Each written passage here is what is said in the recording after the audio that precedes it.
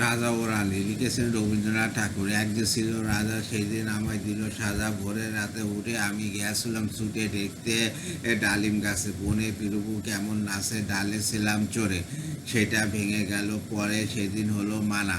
আমার পেয়ালা পেরে আনা, রথ দেখতে যাওয়া, আমার চিড়ের পুলি খাওয়া, কে দিল সেই সাজা? জানো সে ছিল, সে কে দিল সাজা?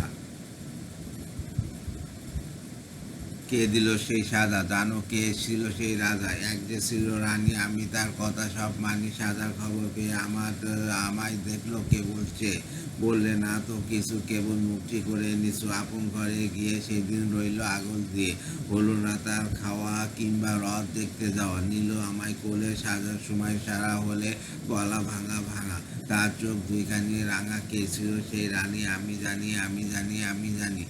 শিশু পুরাণার কাব্যগ্রন্থ। Thank you so much.